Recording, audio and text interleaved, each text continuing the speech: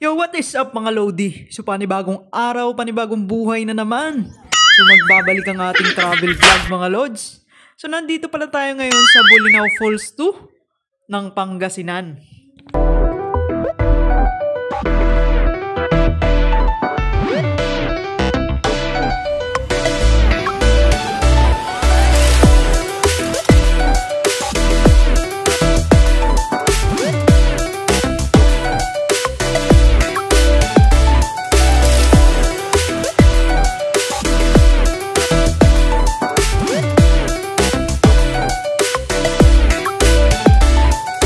So nanggaling pala tayo sa taas mga Lods, dito tayo nag-entrance, although meron naman sa baba.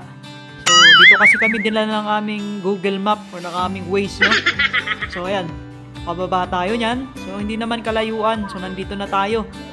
So bungad natin dito, meron mga binibentang mga accessories, no? Yung mga ano, ayan no, mga pandikit ng ref, mga souvenir, ganun. So ayan, meron din ditong life vest mga Lods. 50 lang, no? Arkilahan nyo 50 hanggat sa matapos kayo.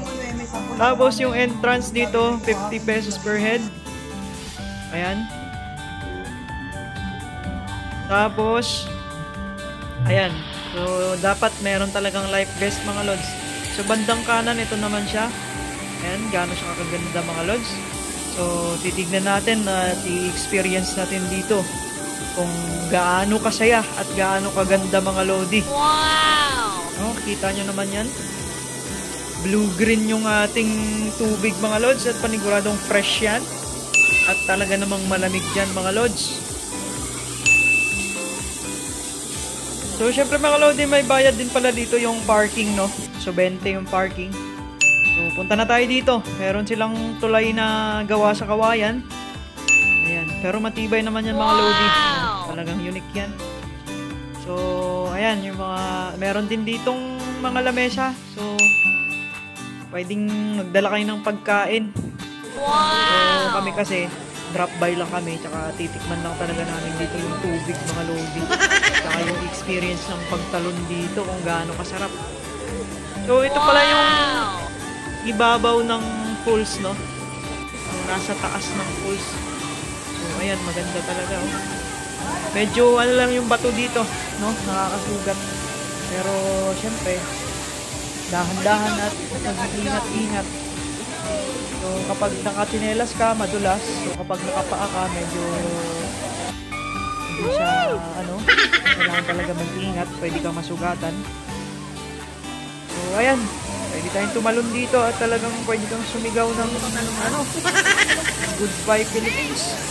And I will go to Pangasinan. I will go to Bolinao Falls. Ganon.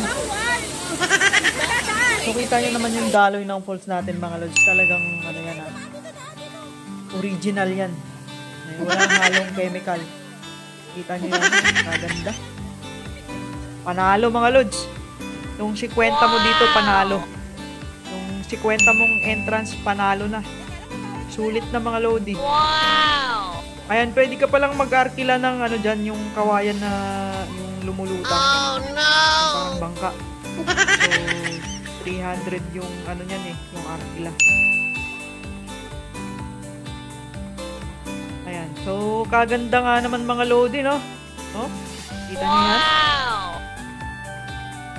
Kalupit. Talagang sulit dito kung mag-ano ka, mag-unwind ka, ganun. Gusto mo talaga ng adventure, ganun. Eh, kaganda mga Lodi, no? Oh, ha? Wow! Sarap tumalon. So, ito yung isa sa lugar mga Lodi na perfect para mag-unwind, peaceful, tapos napaka-relaxing mga Lodi. So good for the family and friends. Siyempre, pwede rin naman yung mga bata. Meron din namang mababaw mga Lodi, bandang gilid, ganun. Basta bantayan lang. Yun. Napakaganda dito mga Lodi. Kita nyo naman. Wow! Nakababad kami ng mga ilang oras dyan. Kasarap. Wow! So So base sa napagtanungan natin mga Lodi, so nagbubukas to ng alas 6 ng umaga, tapos nagsasarado naman ng alas 6 ng hapon.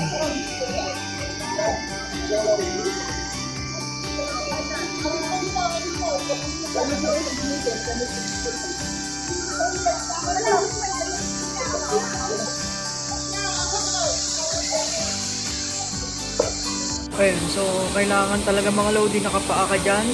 Tapos dahan-dahan lang dahil madulas. Tsaka medyo yung bato natin ay masakit sa paa. So susubukan nilang tumalon mga Lodi. So maya-maya naman, Wow! i-experience naman natin ang pagtalon. Kung gaano kasarap sa feeling, kung gaano kasarap sa pakiramdam mga Lodi, talaga naman. Lalo na kung sanay kang mag-swimming, talagang nakakamiss yun.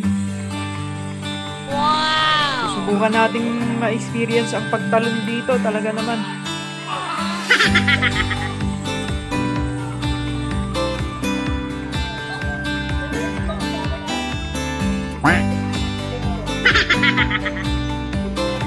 Wow!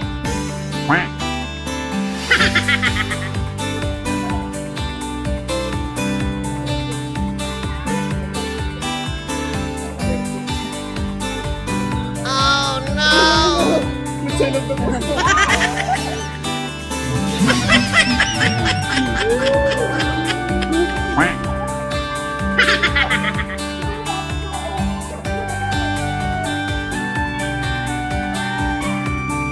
So ayun mga Lodi, kasarap naman talaga tumalon.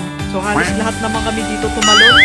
Hindi ka pwedeng umuwi na lang nang hindi ka nakatalon sa talagang sobrang sarap na tubig dito mga Lodi.